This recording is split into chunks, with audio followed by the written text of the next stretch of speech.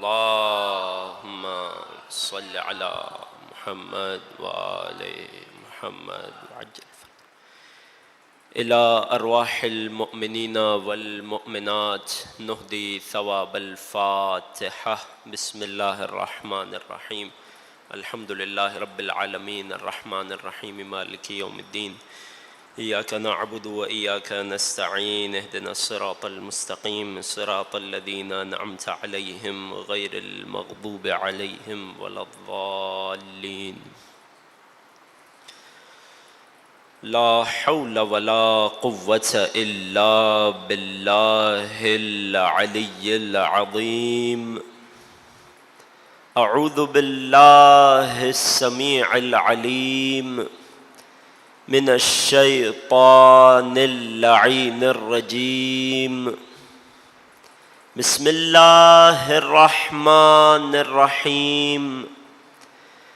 الحمد لله الذي خلقنا في أمة الذي فاز رتبته إلى قاب قوسين،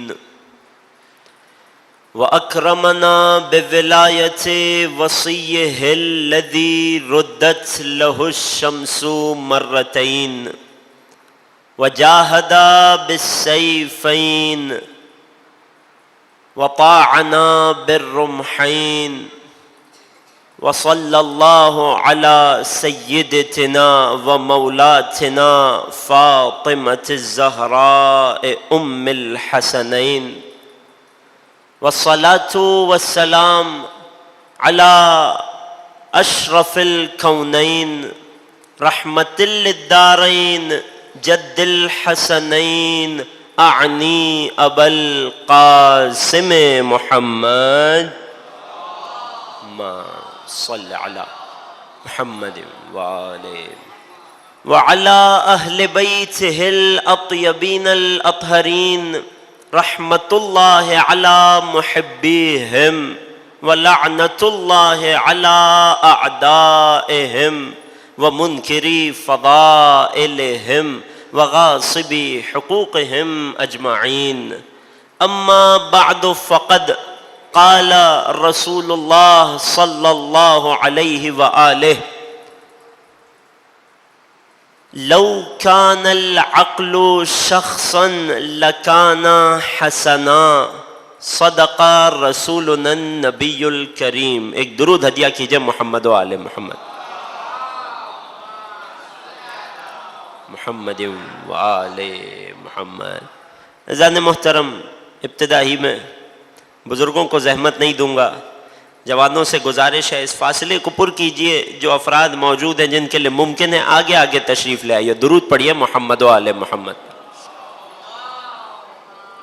صلی علی محمد. پروردگار آپ کی توفیقات خیر میں اضافہ فرمائے. سب سے پہلے تو آپ تمام حاضرین و سامعین کی خدمت میں سلام علیکم ورحمۃ اللہ. خدا کا جس قدر شکر ادا کیا جائے اس عظیم نعمت پر کہ اس نے ہمیں رسول اور آل رسول کا چاہنے والا بنایا. عزیزان محترم، 3 روزہ سلسلہ گفتگو کہ جس کا عنوان ہے سیرت امام حسن مجتبی علیہ الصلاۃ والسلام. اللہم صل علی محمد وآلہ. یقیناً میرے مولا کی ولادت کے دن 15ویں رمضان ہو یا میرے مولا کی شہادت کا دن 28ویں سفر ہو، میرے مولا کی سیرت پر، حیات پاکیزہ پر، میرے مولا کے کمالات پر، میرے مولا کی معرفت پر بات ہوتی ہے، مگر یقین جانیے کہ جو مرتبہ اللہ نے اس ہستی کو عطا کیا ہے، جو مرتبہ اللہ نے ذات گرامی کو بخشا ہے، اس کے مقابلے میں امام حسن کی راہ میں ہماری کاوشیں بہت کم ہیں. اس میں بہت اضافے کی گنجائش ہے. بہت کم ہم امام حسن کی سیرت پر، امام حسن سے متعلق مطالب پر غور کر پاتے ہیں۔ اس ذکر کے صدقے، ان مجالس کے صدقے ابتدا ہی میں خود سے یہ عہد بھی کرتے ہیں اور خدا سے یہ دعا بھی کرتے ہیں کہ بار الہ ہمیں توفیق دے کہ زیادہ سے زیادہ امام حسن کی راہ میں کوشش کر سکیں، ہمیں زیادہ سے زیادہ امام حسن مجتبیٰ کی معرفت عطا فرما۔ اس حوالے سے ہمیشہ ہی تاریخ میں دیکھا گیا بہت کم کام ہوا، بہت کم لوگوں کی توجہ رہی۔ یقیناً کام بہت ہے، لیکن جو امام حسن کا رتبہ ہے اس کے مقابلے میں بہت کم کاوشیں ہوئیں۔ پچھلے 30 یا 40 برس میں کچھ نئی جد و جہد، کچھ نئی کاوشیں امام حسن کے حوالے سے ہمارے سامنے آئی۔ مثلاً لبنان سے تعلق رکھنے والے ایک بہت جلیل القدر محقق آیت اللہ سید جعفر مرتضی عاملی رحمۃ اللہ علیہ، گزشتہ برسوں میں انتقال ہوا، 10 جلدی 10 والیومز پر مشتمل کتاب لکھی سیرت الامام الحسن پر۔ اسی طرح مختلف علماء نے، اعلام نے کام کیا، لیکن مشکل ہماری جانب سے ہے۔ میں پہلے اپنے آپ کو مخاطب کر رہا ہوں۔ اس محقق نے تو مثلاً 10 جلدیں لکھ دیں، ان کی طرف سے تو کام ہو گیا۔ ان 10 جلدوں میں سے مثال کے طور پر اردو ترجمہ کتنی جلدوں کا ہوا، یا جو کتابیں امام حسن پر اردو زبان میں لکھی گئیں یا جن کا ترجمہ ہو کر ہم تک پہنچ گیا، ہم نے ان میں سے کتنی کتابوں کی تلاوت کی، ہم نے ان میں سے کتنی کتابیں پڑھی۔ تو ایک اپنے آپ سے ایک شکایت سمجھیے خود اپنی ہی کوتاہی پر کہ ہم امام حسن مجتبیٰ کی ذات گرامی پر، مولا کی سیرت پر وہ توجہ نہیں دے پاتے کہ جس کی ہمیں کوشش کرنی چاہیے۔ میں اسی تمہید سے اپنی بات کا آغاز کرنا چاہتا ہوں، اپنے موضوع پر آنا چاہتا ہوں۔ اگر میرے ساتھ متفق ہیں اور آمادہ ہیں سیرت امام حسن میں ایک سفر کرنے کے لیے، تو مولا کی عظمت پر ایک درود پڑھ دیجئے۔ اللہم صل علی محمد وآل محمد۔ عزیزان محترم، یقین جانیے اگر امام کی سیرت پر نگاہ کی جائے، امام کی حیات کے کتنے ہی ایسے پہلو ہیں کہ جن سے ہم نا آشنا ہیں، بے خبر ہیں ہم۔ اگر امام کی سیرت کی ترتیب آپ کی خدمت میں پیش کروں، مختلف جہات ہیں، مختلف اینگلز ہیں امام کی حیات مبارکہ کو دیکھنے کے۔ سب سے پہلے امام کی زندگی کے مختلف ادوار۔ امام حسن کہ جن کی ولادت سن 3 ہجری میں ہوئی اور شہادت سن 50 ہجری میں ہوئی، 50 ہجری۔ اس دوران امام نے زندگی کے تقریباً 47 برس 47 ایئرز گزارے۔ اسے 3 حصوں میں بنیادی طور پر تقسیم کیا جا سکتا ہے۔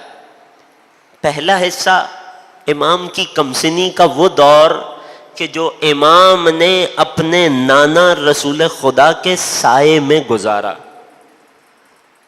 دوسرا حصہ امام کی حیات کا وہ دور کہ جو امام نے اپنے بابا کی ہمراہی، اپنے بابا کی امامت میں گزارا۔ یہ کتنے برس ہیں؟ سن 11 ہجری کی ابتدا سے سن 40 ہجری تک، تقریباً 30 برس کی عمر کا عرصہ۔ ہم کس حد تک واقف ہیں امام کے اس دور حیات سے؟ اپنے بابا کے دور امامت میں امام حسن کی سیرت سے ہم کس قدر آشنا ہیں؟ پھر اس کے بعد امام کی حیات کا آخری دور، وہ 10 برس کہ جو امام کی ظاہری امامت کے سال ہیں۔ اس عرصے میں امام نے کیا کارہائے نمایاں انجام دیے اور کس طرح سے امام کے وہ افعال، امام کی وہ سیرت ہمارے لیے مشعل راہ ہے۔ یہ ہے امام کی سیرت کو دیکھنے کا فقط ایک پہلو، یہ فقط ادوار ہیں امام کی حیات کے۔ دوسری جانب دیکھیے خصائص امام حسن مجتبی۔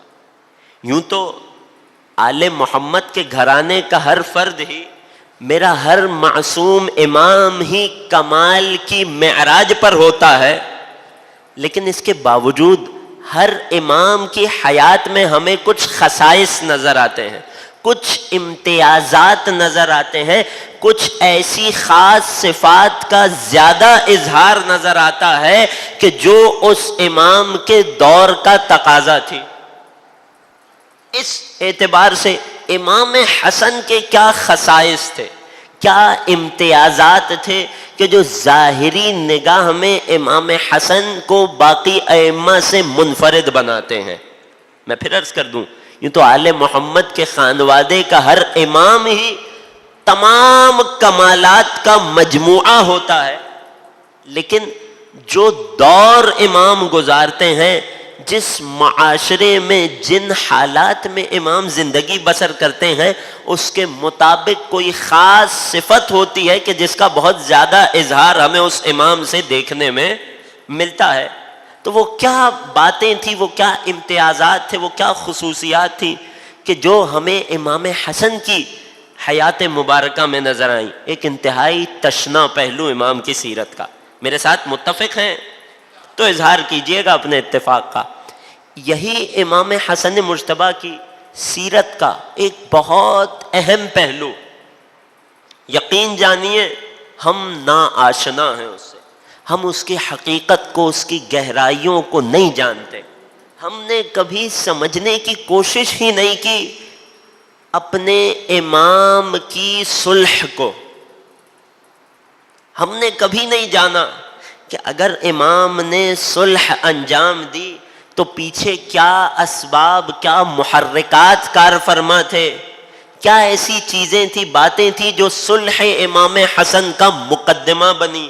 سب سے پہلی بات، پھر جب امام نے صلح کی تو کس انداز سے کی، اپنی صلح میں امام نے کیا شرائط رکھی۔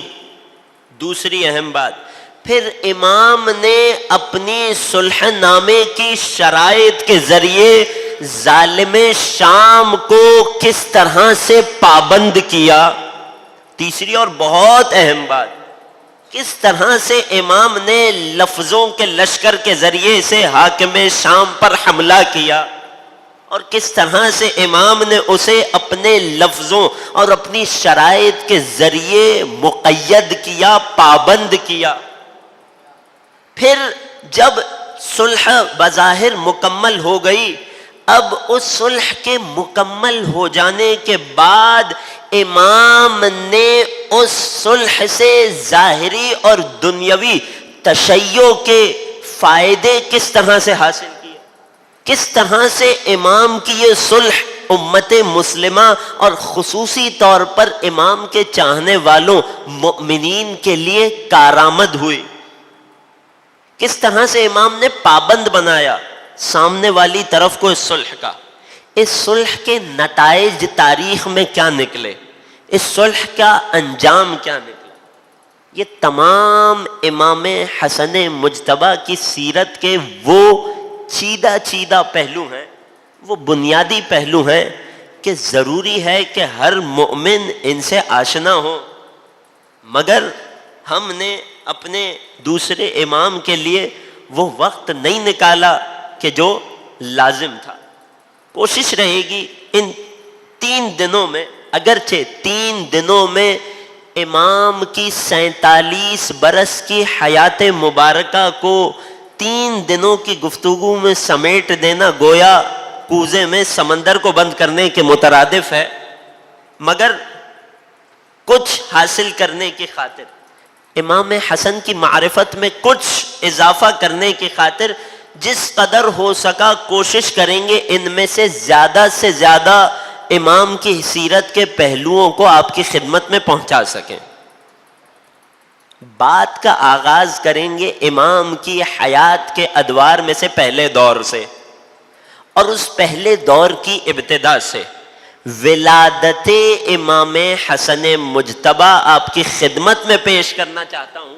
پھر اس ولادت کے کیا عقائدی پہلو ہیں اور اس ولادت کے واقعات میں میرے اور آپ کے لیے، امام حسن کے چاہنے والے کے لیے، آل محمد کے پیروکار کے لیے کیا اسباق پوشیدہ ہیں، آپ کی خدمت میں پیش کرنا چاہوں گا. اگر توجہات میرے ساتھ ہیں تو امام حسن کی عظمت پر ایک درود پڑھ دیجئے. محمد والے. عزیزان محترم، سن 2 ہجری میں نبوت و امامت یکجا ہوئی. مرج البحرین یلتقیان کی مصداق دنیا میں آئی کہ جب رسول نے اپنی دختر فاطمہ کا ہاتھ اپنے بھائی وصی جانشین علی کے ہاتھ میں دے دیا.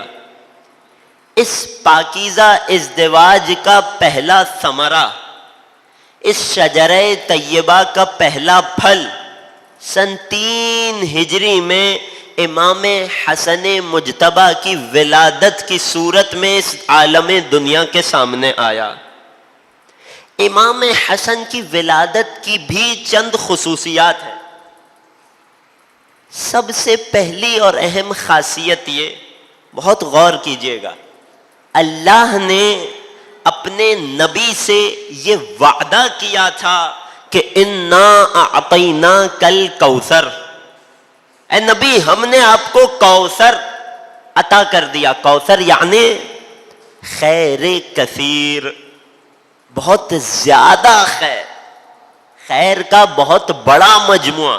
اے نبی ہم نے آپ کو کوثر عطا کر دیا. فصلی لربک وانحر ان شانئک هو الابتر. دوسرا وعدہ یہ ہے کہ ہم نے آپ کے دشمن کو ابتر کر دیا، بے اولاد کر دیا، بے نسل کر دیا. ایسا کر دیا یا تو نسل ہوگی ہی نہیں، یا اگر ہوئی تو کسی کام کی نہیں ہوگی. نبی سے اللہ نے یہ وعدہ کر لیا. یہ وعدہ کس وقت ہوا؟ کہ جب رسول اور جناب خدیجہ سے پیدا ہونے والے فرزند جناب قاسم ابن رسول اللہ کی وفات ہو چکی ہے، اور ابھی رسول کا جناب ماریہ قبطیہ سے عقد نہیں ہوا کہ ان کے بطن سے جناب ابراہیم کی ولادت ہوتی. ان دونوں بیٹوں کے درمیان کا عرصہ، اور اللہ وعدہ کر رہا ہے انا اعطیناک الکوثر. اور وعدہ کرنے کے بعد مولا حسن کی صورت میں اپنے وعدے کو پہلی مرتبہ پورا کر رہا ہے. یوں مجھے کہنے کا حق ہے کہ یوں تو کوثر فقط فاطمہ کی ذات ہے. بہت توجہ کیجئے گا میرے نوجوان دوست، کوثر فقط ذات فاطمہ ہے.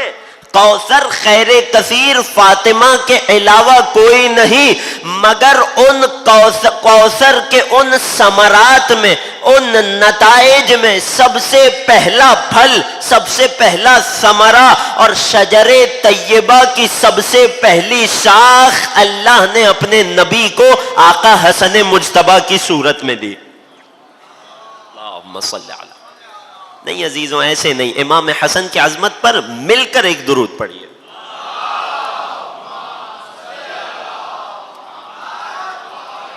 اور یہ فقط میرا دعویٰ نہیں ہے، نبی نے اپنی زندگی کے، اپنی حیات کے مختلف موقعوں پہ اس دعوے پر دلیل کا اظہار کیا. سب سے پہلا موقع جب نبی کو خبر ملی کہ اللہ نے علی و فاطمہ کے گھر بیٹا عطا کیا ہے، تو میں لفظوں میں نہ سمجھ سکتا ہوں نہ بیان کر سکتا ہوں کہ نبی کی خوشی کا عالم کیا تھا، مگر نبی کے افعال نے بتایا. نبی فوری طور پر علی و فاطمہ کے گھر تشریف لائے، اور علی و فاطمہ کے گھر تشریف لا کر فرمایا ناولینی ولدی.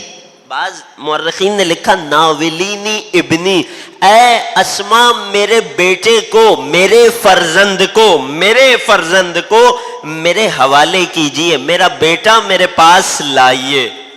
اللہ اکبر. خود رسول ابنی کہہ کر بتا رہے ہیں کہ خدا نے سورہ کوثر میں جو وعدہ کیا تھا وہ پہلی مرتبہ حسن کی صورت میں پورا ہو رہا ہے. یوں نسل کثیر کی ابتدا ہو رہی ہے. ناولین ابنی، میرا بیٹا میرے پاس لے آئیے. کیا ہوا؟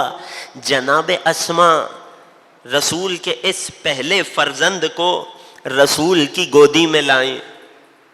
اس وقت رسول نے ایک جملہ ارشاد فرمایا، الم اعہد الیکم اللہ تلف المولود بالصفراء، کیا میں نے تم لوگوں کو نہیں بتایا تھا کہ نومولود بچے کو پیلے کپڑے میں، پیلے لباس میں نہ لایا کرو، جاؤ اور اسے سفید لباس پہنا کر لاؤ.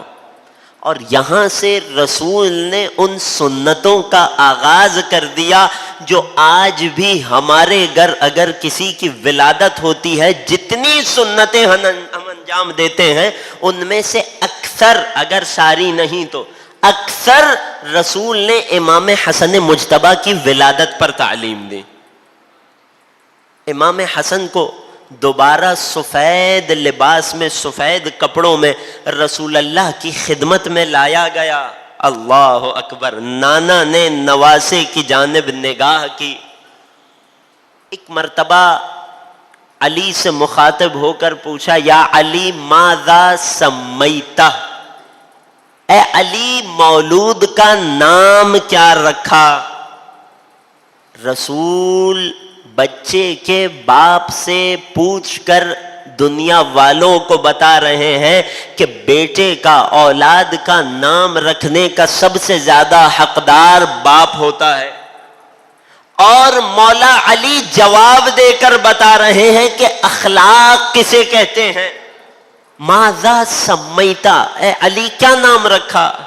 جواب دیا، ما کنت لاسبقک یا رسول اللہ، یا رسول اللہ میں آپ پر کیسے پہل کر سکتا ہوں. اللہ اکبر. یا نبی آپ نام رکھیے. رسول اللہ نے مسکرا کر فرمایا، وما کنت لاسبق اللہ، جب آپ مجھ پر پہل نہیں کر سکتے میں اللہ پر پہل نہیں کر سکتا.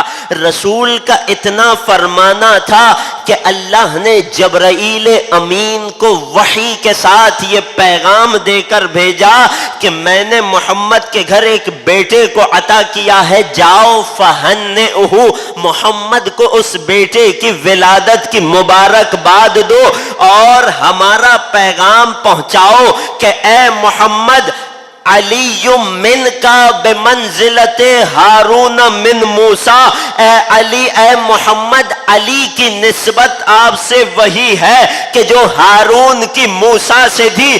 فسمہ علی اسم ابن ہارون، لہذا آپ بھی اپنے وصی کے بیٹے کا نام وہی رکھیے جو ہم نے موسیٰ کے وصی ہارون کے فرزند کا رکھا تھا. اللہ. رسول نے سوال کیا، وما اسم ابن ہارون، فرزند ہارون کا نام کیا تھا؟ جواب ملا، شبر. رسول نے فرمایا، لسانی عربی، میں عربی زبان بولتا ہوں. جواب ملا، سمیہ حسن، سمیہ حسن.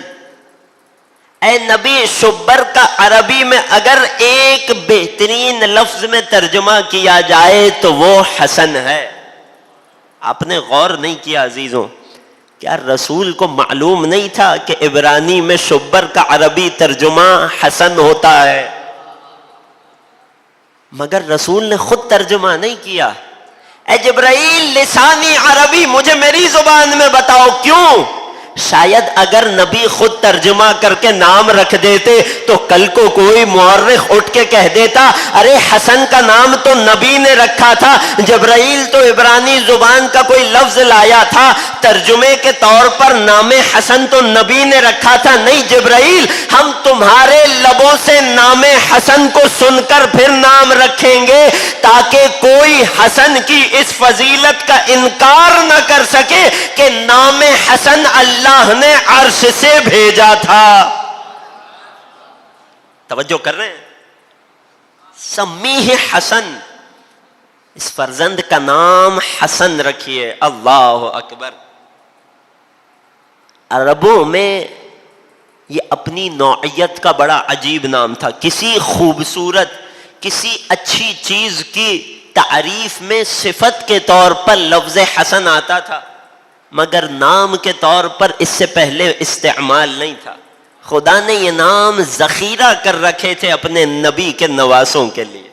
اللہ اکبر. سمیہ حسن، یہ تھا فقط نام. یہاں ہمارے لیے بھی ایک بہت اہم تربیتی پہلو، اگر توجہات میرے ساتھ ہیں، ایک بہت اہم تربیتی پہلو. آج کل ہمارے ہاں جب بھی گھر میں کوئی مولود آتا ہے، خدا ہر بے اولاد کو اولاد نرینہ و صالحہ عطا کرے، تو ایک عجیب مخمسے میں لوگ پڑ جاتے ہیں، ایک عجیب مشکل کا، خود ساختہ مشکل کا شکار ہو جاتے ہیں. اب اس مولود کا نام کیا رکھا جائے؟ پہلی پریفرنس ماں اور اس کی طرف کے رشتہ داروں کی خواہش کہ ہم نام رکھیں، باپ اور اس کی طرف کے رشتہ داروں کی خواہش کہ ہم نام رکھیں. ایک کشمکش پیدا ہوتی ہے. دوسری مشکل، پھر جب نام رکھیں تو کیا رکھیں؟ دنیا کا کوئی ایسا لفظ چن کر لے آئیں کہ جو اس سے پہلے کسی کے کانوں نے نہ سنا ہو. یہ مشکل آپ دیکھتے ہیں نا.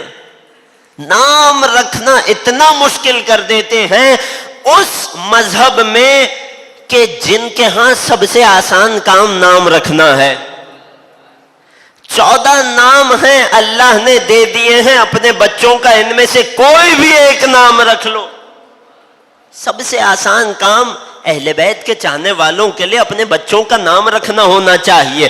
ارے یا محمد نام رکھنا ہے، یا علی رکھنا ہے، یا حسن رکھنا ہے، یا جعفر رکھنا ہے، یا موسیٰ رکھنا ہے، یا حسین رکھنا ہے، یا مہدی رکھنا ہے. اس کے علاوہ ہم اور کہاں جائیں گے؟ مگر وہیں ایک بہت مشکل معمہ بنا دیا جاتا ہے مولود کا نام. اور پھر نام بھی ایسا رکھا جائے کہ جسے 4 دن تک تو کوئی ادا نہ کر سکے. میرے ساتھ متفق ہوں تو اظہار کیجئے گا، یہ معاشرتی مسائل ہیں. ائمہ نے اس کا کیا حل پیش کیا؟ اللہ اکبر. ائمہ نے خاص طور سے، عمومی طور پر کوئی بھی اچھا نام، خصوصی طور پر وہ نام کہ جو اللہ کی حجتوں سے منسوب ہو، اور اس میں بھی بالاخص وہ نام کہ جو رسول یا ان کے وصی کے نام پر ہو. سب سے زیادہ روایات میں جس نام کو ترجیح دی گئی ہے یا نام محمد ہے یا نام علی ہے. اگر چاہتے ہو کہ مولود کے اخلاق اچھے ہوں تو نام محمد پر نام رکھو. اگر چاہتے ہو کہ مولود کو خدا طولانی عمر دے تو نام علی نام رکھو. اگر چاہتے ہو کہ مولود شیطان کے شر سے محفوظ رہے تو نام محمد نام رکھو. میرے 8ویں سرکار امام علی ابن موسیٰ الرضا علیہ الصلاۃ والسلام،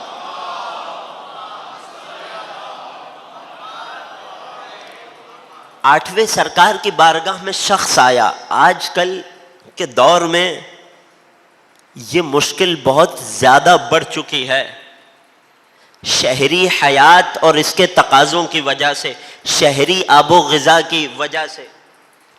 شادی کو کئی برس گزر جائیں، انسان اولاد کی نعمت سے محروم رہتا ہے. بہت سارے وجوہات ہیں، لیکن یہ مشکل بہت زیادہ عام ہوتی جا رہی ہے. انجاب کی مشکل بہت عام ہوتی جا رہی ہے. یوں تو دنیاوی علاج معالجے بہت زیادہ اہمیت رکھتے ہیں، مگر ایک یہ طریقہ بھی، ایک یہ وسیلہ بھی امام نے بتایا. 8ویں امام کے پاس شخص آیا، مولا شادی کو اتنے برس گزر گئے مگر بے اولاد ہوں. مولا نے فرمایا نذر مان، آسان الفاظ میں منت کر کہ اے خدا اگر تو نے مجھے اولاد نرینہ عطا کی تو تیرے آخری نبی کے نام پر محمد نام رکھوں گا، نہ صرف خدا تجھے اولاد نرینہ دے گا بلکہ اسے عمر طویل عطا کرے گا۔ یہ امام نے ایک نسخہ تعلیم دیا۔ بات کو آگے بڑھاتے ہیں۔ امام کے پاس ایک شخص آیا، مولا میں نے نظر مانی تھی، بڑی لطیف روایت ہے، توجہ کیجئے گا، مولا میں نے نظر مانی تھی، مولود کے نام پر بات چل رہی ہے، مولا میں نے نظر مانی تھی کہ گھر میں بیٹا ہوا تو محمد نام رکھوں گا، لیکن مولا جب بیٹا ہوا میرے ذہن سے نظر نکل چکی تھی، میں نے بیٹے کا نام علی رکھ دیا۔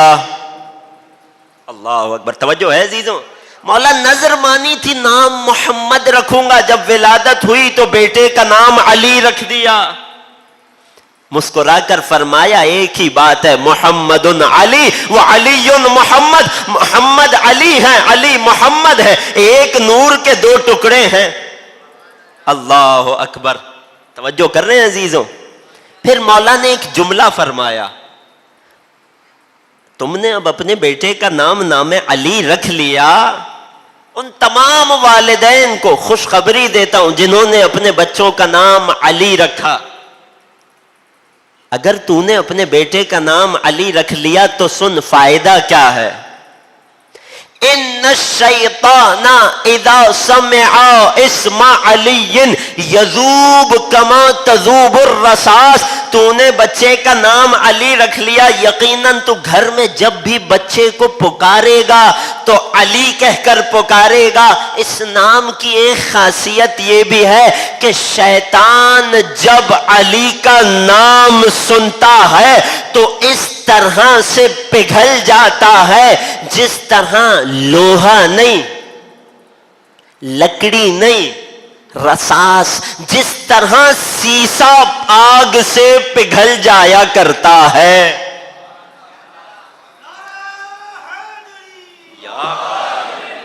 اگر غور کریں چیزوں کے حرارت اور گرمی سے، ہیٹ سے، میرے نوجوان دوست خاص توجہ کیجئے گا، مختلف سالڈز کے، مختلف مٹیریلز کے ہیٹ سے میلٹ ہونے کے، حرارت سے پگھلنے کے مختلف درجہ حرارت ہوتے ہیں۔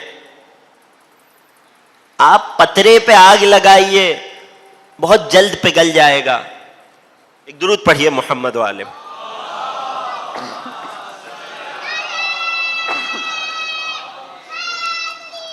یا علی مشکل کشا۔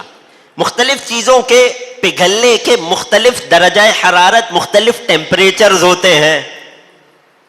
لکڑی بہت جلدی آگ پکڑتی ہے، جل کر راکھ ہو جاتی ہے، لوہا بھی ایک لمحے پہ پگھل جایا کرتا ہے۔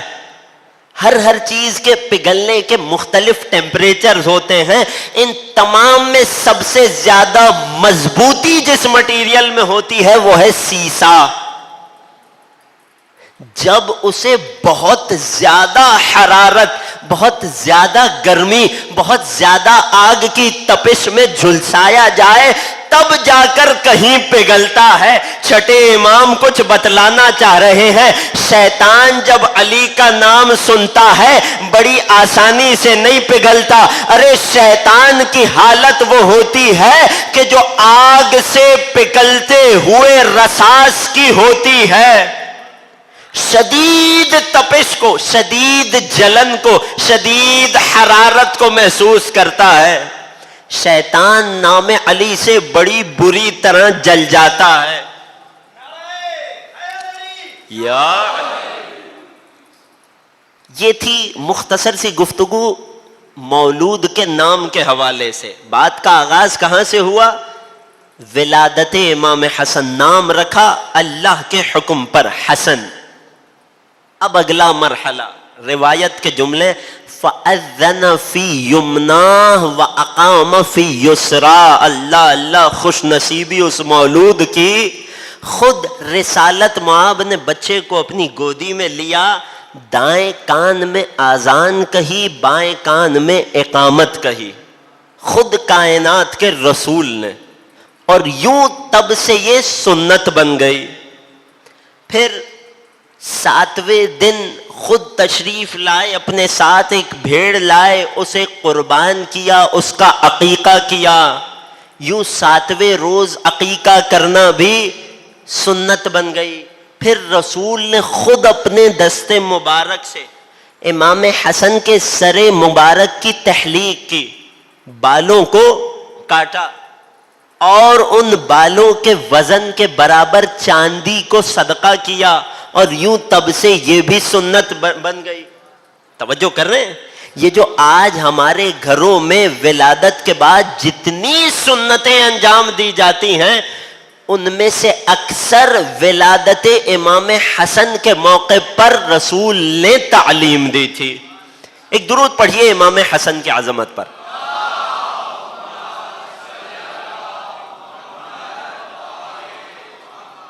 ولادت امام حسن کے بعد امام کی حیات کا پہلا دور وہ ابتدائی 7 برس کہ جو امام نے اپنے نانا کے سائے میں گزارے۔ توجہات میرے ساتھ ہیں؟ جو امام نے اپنے نانا کے سائے میں گزارے، امت نے کیا دیکھا؟ اللہ اکبر! کبھی یہ نواسے نانا کے کاندھوں پر سوار نظر آئے، کبھی نانا کی پشت پر سوار نظر آئے، کبھی نبی انہیں جھولا جھلاتے نظر آئے، کبھی نبی انہیں کھلاتے نظر آئے، کبھی نبی ان کی تعریفیں کرتے نظر آئے۔ اور یوں نبی نے بظاہر 7 برس اور 6 برس کے کم سن بچے، امام حسن اور امام حسین 4-5 برس کے بچے، اس عمر میں نبی تمام اصحاب کے سامنے ان بچوں کے قصیدے پڑھ رہے ہیں۔ الحسن والحسین سیدہ شباب اہل الجنہ، حسن و حسین جوانان جنت کے سردار ہیں۔ الحسن والحسین امامان قاما او قعدا، امام حسن و حسین امام ہیں، چاہے تلوار اٹھائیں چاہے صلح کریں۔ مختلف موقعوں پہ ایھا الناس، اگر تم لوگوں میں باپ اور ماں کے اعتبار سے بہترین انسان کو دیکھنا چاہو تو حسنین کو دیکھو، اگر دادا دادی کے لحاظ سے بہترین انسان کو دیکھنا چاہو حسن و حسین کو دیکھو، اگر نانا نانی کے حساب سے بہترین کو دیکھنا چاہو حسن و حسین کو دیکھو، اگر چچا چچی کے حساب سے بہترین کو دیکھنا چاہو تو حسن و حسین کو دیکھو۔ رسول ہر لمحے ہر لہجے پر اپنے نواسوں کے قصیدے پڑھتے نظر آئے۔ وجہ کیا ہوئی؟ نتیجہ کیا ہوا؟ کہ جب بہت چھپانے کی بھی کوشش کی گئی، جب بہت زیادہ پردہ ڈالنے کی بھی کوشش کی گئی، تب بھی ہمارے غیروں کے ہاں مصادر میں، بنیادی حدیث کی کتابوں میں 56 کے قریب احادیث نبویہ ایسی نقل ہو گئی کہ جو خالصتاً امام حسن و حسین کی فضیلت اور مرتبے کو بیان کر رہی ہیں۔ ہماری کتابوں میں تو سینکڑوں کئی 100 حدیثیں مل جائیں گی خود تنہا نبی اکرم سے، مگر جہاں چھپانے کی کوشش کی گئی وہاں بھی اتنی بڑی تعداد احادیث کی ہم تک پہنچی۔ اچھا، لوگوں نے اپنے اعتبار سے بڑی کوشش کی۔ ایک تو بہت زیادہ چھان کر امام حسن و حسین کی شان میں حدیثیں کتاب میں نقل کی گئیں، بہت کم احادیث تھیں کہ جنہیں یہ موقع ملا کہ جنہیں مصادر میں لکھا گیا۔ پھر جن احادیث کو لکھا گیا ان میں بھی 2 طرح کی ہیں۔ ایک وہ کہ جن کے ابتدائی حصے کو، جن سے ظاہری طور پر کسی کی عظمت، کسی کی کرسی کو کوئی خطرہ نہیں تھا، ان کے ابتدائی حصے کو لکھ دیا، اختتامی حصہ حذف کر گئے، کھا گئے۔ بعض ایسی کہ جہاں حدیث لکھ کر غیروں کی فضیلت کو بڑھانے کے لیے یا برابری پر لانے کے لیے اپنی جانب سے کچھ جملوں کو عطیہ کر دیا، کچھ اضافہ کر دیا۔ میں مثال پیش کر دوں عزیزوں، اگر توجہات ہیں ابتدا سے آخر تک امام حسن کی عظمت پر ایک درود پڑھیے۔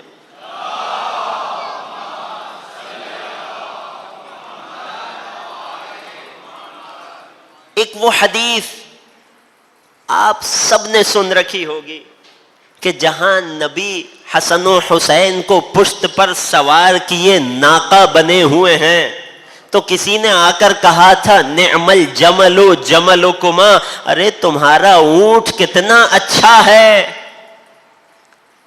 یہاں تک لکھ دیا. اس کے بعد جو نبی نے فرمایا وہ حذف کر دیا گیا، اس پر قینچی لگ گئی. نبی نے جواب میں فرمایا تھا، نبی جانتے تھے نا، نبی نے جواب میں فرمایا قل نعم الراکب الراکبان، ارے اونٹ تو بہت اچھا ہے، یہ دیکھ سوار کتنے اچھے ہیں.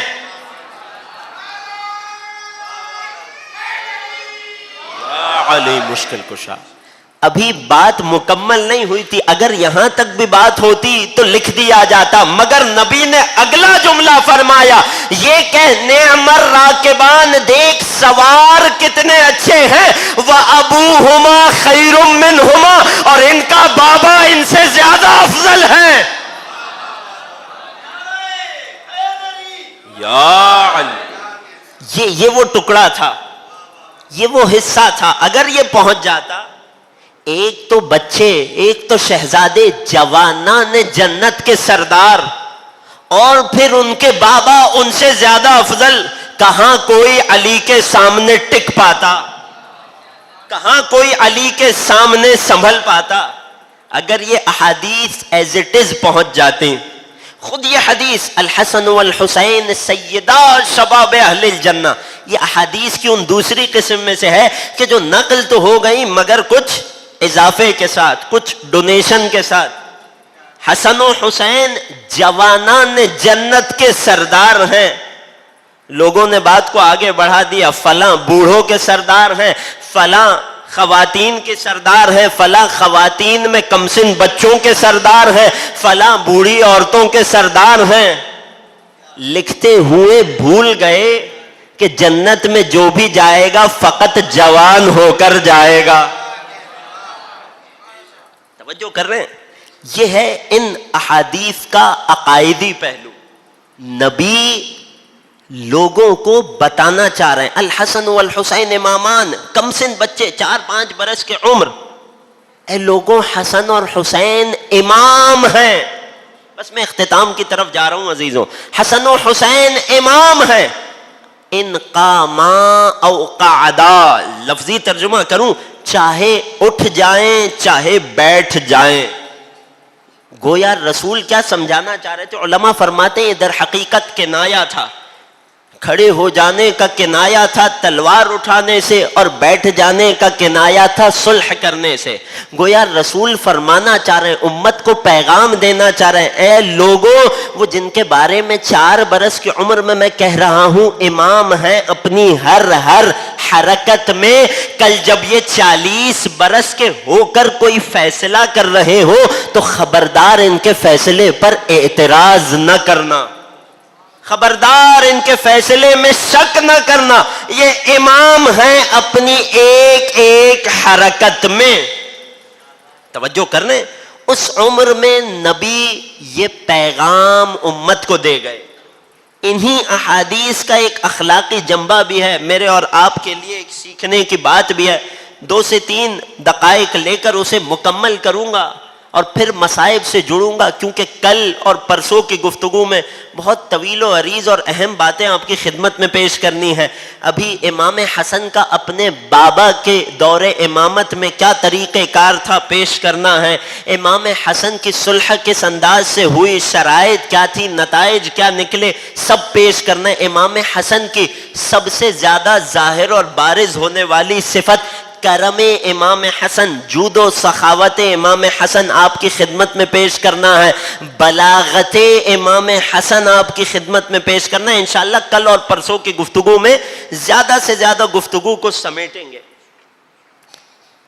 احادیث کا ایک عقائدی پہلو کہ رسول امت کو ان نواسوں کا مقام و مرتبہ سمجھانا چاہ رہے ہیں. کبھی ان کی کسی حرکت، کسی فعل، کسی نتیجے، کسی ارادے پر، کسی امر پر شک نہ کرنا. شک عقیدے کے لیے سب سے بڑی بیماری کا نام ہے. جہاں شک آ جائے وہاں عقیدہ متزلزل ہو جاتا ہے۔ دوسری جانب اگر نگاہ کی جائے ایک اخلاقی پہلو بھی ہے جو ہم ان واقعات سے اخذ کر سکتے ہیں اپنی اولاد کی تربیت کے حوالے سے۔ پہلے اپنے لیے عرض کر رہا ہوں، پھر اپنے نوجوان دوستوں کے لیے عرض کر رہا ہوں۔ 4 برس کا نواسا ہے، نبی تعریف کر رہے ہیں، مدح کر رہے ہیں، نبی ان کی اچھائیاں، ان کے کمالات لوگوں کو بتا رہے ہیں۔ ہم نے معاشرے میں والدین کی 2 قسمیں دیکھی ہیں۔ اگر متفق ہوں تو اظہار کیجئے گا، آپ خود بھی تجربہ کیجئے گا، اگر آج تک نوٹ نہیں کیا آج کے بعد ملتفت ہو کر توجہ کر کے دیکھیے گا۔ تھوڑی سی دقیق بات کرنا چاہ رہا ہوں چائلڈ سائیکولوجی کے حوالے سے، بچوں کی نفسیات کے حوالے سے۔ والدین کی 2 قسمیں ہوتی ہیں۔ ایک والدین وہ کہ جن کا مزاج یہ ہوتا ہے کہ آپ ہمیشہ انہیں دیکھیں گے ہر جگہ ہر کسی کے سامنے اپنے کمسن بچے کی کسی نہ کسی عادت یا حرکت کی، کسی کام کی تعریف کرتے نظر آتے ہیں۔ ایک اعتبار سے یہ سنت رسول ہے، تعریف کرتے نظر آتے ہیں۔ اگر آپ کا بچہ ماہ رمضان کے روزے رکھے تو اپنے اطراف کے لوگوں کو خوش ہو کر بتائیے میرے بچے نے ماہ رمضان کے روزے رکھے۔ اگر آپ کا بچہ کوئی نیک کام کرے تو لوگوں کو بتائیے، اطراف کے قریب کے لوگوں کو بتائیے اس نے یہ نیک کام کیا ہے۔ تعریف میں بخل نہ کیجیے۔ بچے کی شخصیت کو اگر ہم کمسنی سے احترام دیں گے تو خود وہ بڑے ہو کر اپنے آپ کو محترم جانے گا۔ توجہ کر رہے ہیں؟ بچوں سے جس طرح ہم ان کی کمسنی میں ڈیل کریں گے، بچہ بڑے ہو کر خود اپنی ذات کے ساتھ اور اپنے غیروں کے ساتھ اسی انداز میں ڈیل کرے گا۔ یہ ہے والدین کی ایک قسم، مقابل میں ایک دوسری قسم۔ انشاءاللہ کہ یہاں بیٹھے ہوئے مومنین میں سے کوئی بھی ایسا نہیں ہوگا۔ ایک والدین وہ بھی ہوتے ہیں جو اپنے بچے کی شکایتیں ہر کسی سے کرتے نظر آتے ہیں۔ ارے بہت شرارتی ہو گیا ہے، ارے بہت بدتمیزی کرنے لگا ہے۔ بچہ گھر میں اپنے احساسات کا اظہار نہیں کرے گا تو کب کرے گا؟ توجہ کریں، بہت شرارتی ہو گیا، بہت بھاگ دوڑ کرتا ہے، یہ کرتا ہے وہ کرتا ہے۔ آپ دیکھیں گے وہ ایک صنف ہے، قسم ہے لوگوں کی اپنے بچوں کی شکایتیں کرتے نظر آتے ہیں۔ اس کا نتیجہ کیا نکلتا ہے؟ توجہ میرے ساتھ ہے؟ اس کا اثر یہ نکلتا ہے کہ ماں باپ کے حلقہ احباب میں، اطراف میں، قریبی رشتہ داروں میں، ان بچوں کے ددیال اور ننہال میں، اپنے رشتہ داروں کی نگاہوں میں ان بچوں کی عزت نہیں ہوتی۔ رشتہ دار ان بچوں کو عزت کی نگاہ سے نہیں دیکھتے۔ رشتہ داروں کی نگاہ میں ان بچوں کا ایک امیج کریٹ ہو جاتا ہے۔ بعض لوگ کہیں گے یہ کیا اتنی گہری گہری باتیں، اتنی توجہ کی کیا ضرورت ہے؟ نہیں عزیزوں، ایک کمسن بچے کی نفسیات ہر چیز کا اثر لے رہی ہوتی ہے، اور شعور سے زیادہ لاشعور میں لے رہی ہوتی ہے۔ یہ تربیت کے وہ اصول ہیں جو اسلام نے بتائے ہیں۔ ہمیں بچوں کی تربیت میں بڑا محتاط ہو کر ایک ایک قدم اٹھانا پڑتا ہے۔ وہ بچے جن کے والدین ہر جگہ ان کی شرارتوں کے قصے سناتے رہتے ہیں، ہر جگہ برائیاں کرتے رہتے ہیں، نتیجتاً خاندان میں وہ بچہ بہت زیادہ قابل اعتبار نہیں رہتا، قابل احترام نہیں رہتا۔ وہ بڑے ہو کر کچھ بھی کر لے، کتنے ہی کمالات دکھا دے، کتنا ہی سلجھا ہوا ہو جائے، رشتہ داروں کی نگاہوں میں اس کی وہ حیثیت برقرار رہتی ہے جو بچپن سے والدین نے ڈالی تھی۔ بہت زیادہ استقراء کے بعد یہ بات آپ کی خدمت میں عرض کر رہا ہوں، بچوں کے ماہرین نفسیات اس بات کا کہتے ہیں آپ کمسنی سے اپنے بچے کا احترام رکھیے، اس کی عزت کا، وقار کا خیال رکھیے، تو بڑے ہو کر وہ خود اپنی شخصیت کو باوقار رکھے گا۔ اگر پیغام پہنچ گیا ہے تو مل کر ایک درود پڑھیے امام حسن کے آگے، محمد۔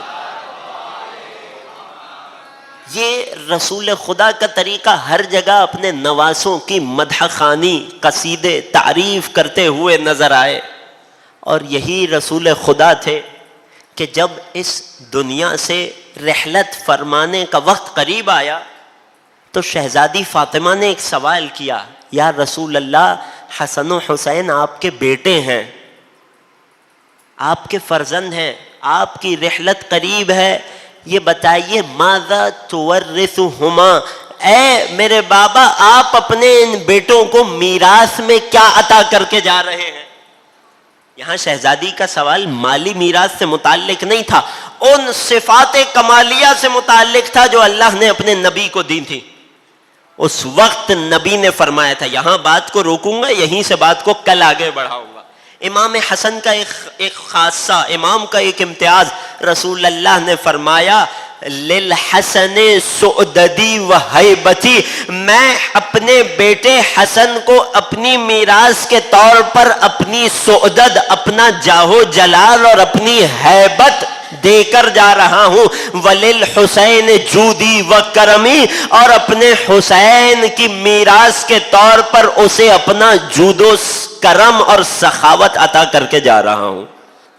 بعد میں لوگوں نے دیکھا کہ یہ ہیبت امام حسن ایک ایسا خاصہ تھا جس میں امام حسن ہو بہو شبیہ رسالت تھے۔ بس عزیزوں، جہاں امام کی سیرت اتنی طولانی ہے کہ 3 دن کی مختصر گفتگو میں سمیٹی نہیں جا سکتی، فقط اشارے اور کنائے کر کے آگے بڑھا جائے، وہیں امام کے مصائب بھی بہت زیادہ ہیں۔ یوں تو عام 28 صفر کی شب کو امام کی شہادت کی مناسبت سے شہادت کے مصائب سنتے ہیں، مگر آل محمد اس قدر مظلوم ہے، ارے ان کی حیات بھی، ان کی زندگی بھی مصیبتوں سے خالی نہیں ہے۔ جب نانا کی رحلت ہو گئی تب امام حسن نے اپنی کمسنی میں وہ دور دیکھا جو شاید امام حسن کے لیے مشکل ترین دور رہا ہوگا۔ ابھی نانا کی قبر کی خاک خشک نہیں ہوئی تھی کہ یہی 7 برس کا کمسن بچہ تھا، یہی 7 برس کے امام حسن تھے کہ جنہوں نے منظر دیکھا کہ کچھ لوگ ہیں کہ جو آگ اور لکڑیاں لے کر میرے گھر کے دروازے پہ آ گئے ہیں۔ چند جملے امام کی کمسنی کی مصیبت، کچھ لوگ ہیں جو میرے گھر کے دروازے پہ آگ اور لکڑیاں لے کر آ رہے ہیں۔ امام اپنی کمسنی میں دیکھ رہے تھے کس طرح ان آنے والوں نے دروازے کو آگ لگائی ہے۔ امام نے اپنی نگاہوں سے وہ منظر بھی دیکھا تھا، ارے کس طرح جلتا ہوا دروازہ تھا اور امام کی مادر گرامی تھی۔ ارے امام حسن نے اپنی کمسنی میں وہ منظر بھی دیکھا تھا کہ کس طرح امام کے تیسرے بھائی جناب محسن کی شہادت واقع ہو گئی۔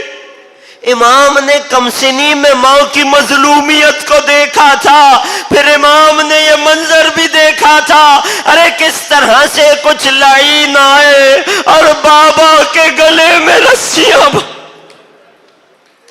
حسن مجتبی کمسنی میں یہ سارے مناظر دیکھ رہے تھے، امام ایک ایک منظر دیکھ رہے تھے، امام کے اس حافظے میں ایک ایک منظر محفوظ ہو رہا تھا۔ ارے امام نے مدینے کی ایک گلی میں ایک ایسا قیامت خیز منظر دیکھا کہ جو امام تا دم وفات بھلا نہ پائے۔ آخری جملے زحمت تمام، ہاں عزیزوں آپ نے یقیناً سن رکھا ہوگا، ذرا محسوس کیجئے گا غربت امام حسن کو، مظلومیت امام حسن کو کس قدر صبر کیا ہوا تھا میرے امام نے، مگر اس صبر اور برداشت کے باوجود علماء بیان کرتے ہیں ارے مدینے کی ایک گلی ایسی تھی کہ جس سے میرا مولا تا حد وفات کبھی نہ گزرا۔ ارے جب لوگوں نے پوچھا ارے اس گلی سے کیوں نہیں گزرتے، اس گلی سے مولا کیوں نہیں گزرتے، ارے امام کی نگاہوں میں وہ قیامت خیز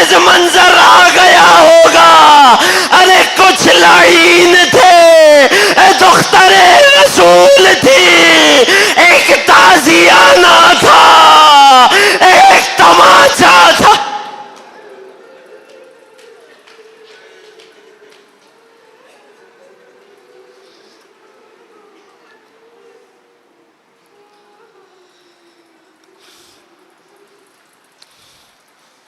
اجرکم علی اللہ، اجرکم علی الزہراء، الا ولعنۃ اللہ علی القوم الظالمین، وسيعلم الذين ظلموا آل محمد أي منقلب ينقلبون. بار الہ تجھے واسطہ غربت امام حسن مجتبیٰ کا، تجھے واسطہ مظلومیت آقا حسن مجتبیٰ کا، ہمارے ان آنسوؤں کو قلب نازنین مادر حسین کے لیے مرہم کا باعث قرار دے. بار الہ اس ذکر کے صدقے ہمارے صغیرہ و کبیرہ گناہوں کو معاف فرما. بار الہ جو مومنین فرش عزا پہ بیٹھے ہیں، دلوں میں جو حاجتیں لیے بیٹھے ہیں، بار الہ تجھے واسطہ کریم آقا حسن کا، تجھے واسطہ مظلوم امام حسن کا، بار الہ دلوں میں جو بھی حاجتیں لیے بیٹھے ہیں ان کی تمام دلی حاجات کو بر فرما. بار الہ جو بیمار ہیں انہیں شفاء کامل و عاجل عطا فرما. بار الہ ہمارے مرحومین کی مغفرت فرما. بار الہ وطن عزیز میں لوگوں کی بڑی تعداد مصیبت کا شکار ہے، مشکلات میں گرفتار ہے. بار الہ تجھے مصائب شہداء کربلا کا واسطہ ان لوگوں کو جلد از جلد ان مشکلات سے نجات عطا فرما. مشکل کی اس گھڑی میں ہمیں بڑھ چڑھ کر ان کی مدد کرنے کی توفیق عطا فرما. سب سے بڑی دعا، سب سے بڑی آرزو، منجی بشر، منتقم کربلا، فرزند زہرا، قائم آل محمد کے ظہور میں تعجیل فرما. ہمیں مولا کے اعوان و انصار میں شمار فرما. ربنا تقبل منا انک انت السمیع العلیم وتب علینا انک انت التواب الرحیم.